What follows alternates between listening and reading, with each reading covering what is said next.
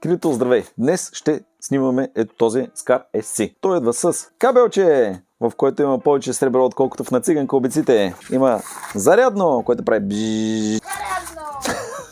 Силика гел, който прави хруп-хруп, когато не експлоатираш по предназначение. Ключе, врат. Батерия, дето нищо не прави. И пълнител, който прави... Ура! После някой много ще прибира. Дано да не съм аз. Забравих да кажа. Имаме и малко резервна изолация за панелка, ако си хамстер, репресиран от комунизма. Нека да видим. О, това зверче колко тежи. Чакай малко, отдолу има още и шомпол. Ето го. Даже за Scar е половина. Да, определено. Да гледаме да видим какво има в Scar. В миналото видео научно доказахме, че този Scar, ако си се наврял на самолета туалетната, този Scar може да бъде не само ефективен, но и доста забавен в експлоатация.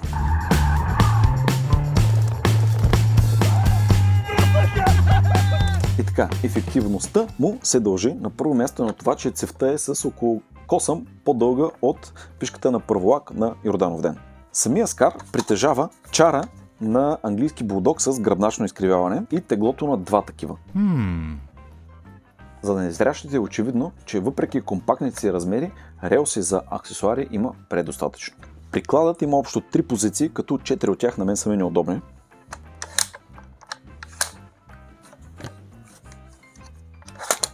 И се вади по този начин, за да се отвори достъп към мястото за батерия. Предвид това, че репликата има 4 места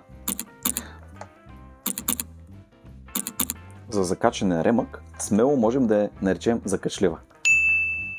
Както си му е реда, долният ресивър и ръкохватката са от здрав полимер, а горният ресивър и външната цев и някои други детайли, като приклада, са от метални сплави с предимно използване на алуминий.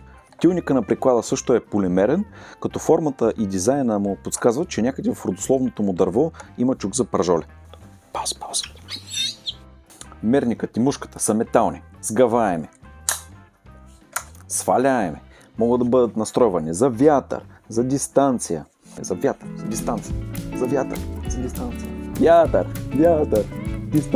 Стъпките за настройката за вятър са през 60 градуса. Има си ограничителя.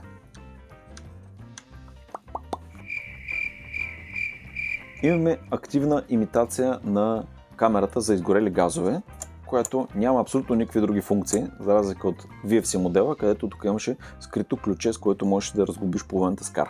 Пламегасителят е метален и е с оригинална форма, която му позволява монтаж на бърз заглушител. След малко обаче ще покажа, че този заглушител, който е с особения тип монтаж за Scar, не се държи много добре. По-добре да се използва 14 мм минус резбата, която идва към самия Scar, и да се монтира директно заглушител върху външната цев, след като бъде свален пламегасителя.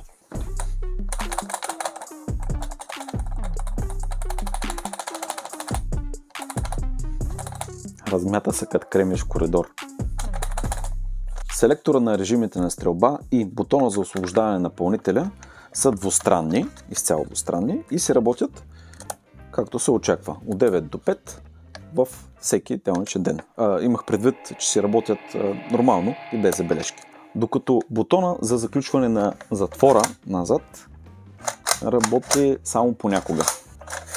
За настройката на хопъпа ти трябват пръсти на пианист или клечки от китайски ресторант, но това, честно казано, е характерно за всички скарове. Окей. Откъм копийност репликата е 9 от 10, защото имаме почти идеално спазване на всички форми, дизайн и даже маркировки, като имаме различия само в някои дребни детайли, като например изрязването в тази част на спусъка, в горната част на спусъка, което е направено с цел по-голяма свобода на хода му, или пък липса на отдебелението в тази част на пина зад бутона за освобождаване на напълнителя, или пък съвсем леко несъответствие в дизайна на ръкохватката. Като изключим тези неща, репликата е изключително копийна, затова е 9 от 10. Що се отнася до вътрешностите на репликата, то там нещата са пълен дзен. Предвид основното предназначение на репликата, то има напълно адекватните за изпълнение на поставените задачи вътрешности. Буталото, буталната глава, цилиндровата глава и нозола са изцяло полимерни, като буталото има един стоманен зъб, но при всички положения те са по-надежни и по-малко податливи на дефекти при експлоатация, отколкото тъй наречените Platinum детайли от Platinum серията на този производител на Сима. Моторът е малко изостанал от последните трендове на моторите, феромагнитен е, но пък напълно се справя с нуждите на Скара. Електронният спусък с вграден MOSFET позволява безпроблемно използване на литиополимерни батерии с висок C-rate, 11 волтове, като за това способстват също така и осребрените кабели и T-конектора, който идва стандартен в самия билд. Цевта е къса, по-малко от една педя, но както разбрахме, в някои ситуации това е ценно предимство. Гирбоксът е метален, версия 2, с бърза смяна на пружина, без удебеление в предната част на стените, което значи, че е предназначен за долна енергия не повече от 1,4 джаула. Тук производителя за свое спокойствие и сигурност е поставил ограничение 1,2 джаула.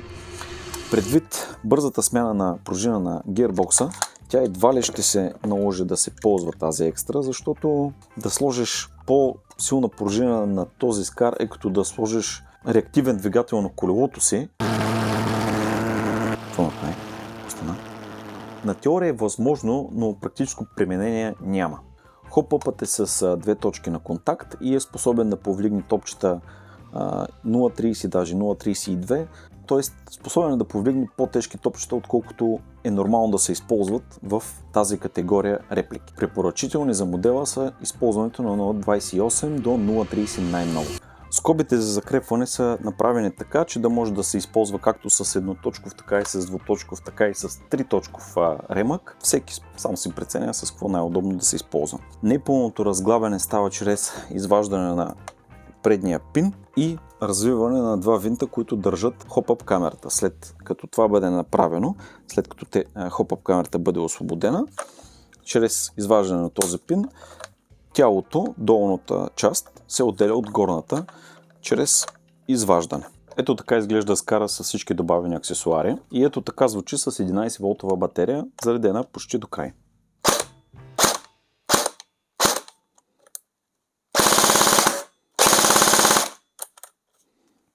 Подяволе, защо не мога да се концентрирам? Ето така звучи с неговата си оригинална батерия.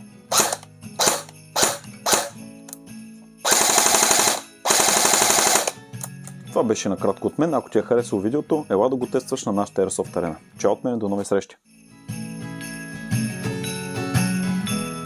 I wanna take you back in